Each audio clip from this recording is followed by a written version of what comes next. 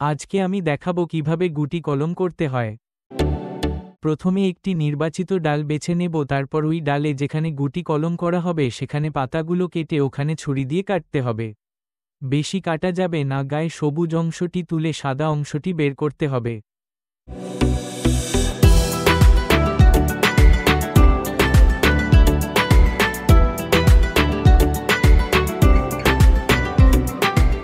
তারপরে ওই কাটা অংশটিতে কাটিং অ্যাড বা রুট হরমোন ব্যবহার করতে হবে।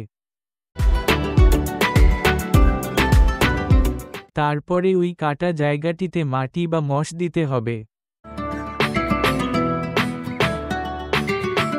তারপরে একটি প্লাস্টিক পেপার নিয়ে দুই সাইডে দুটো দড়ি দিয়ে ভালো করে বেঁধে দিতে হবে যাতে ভিতরে বাতাস না যায়।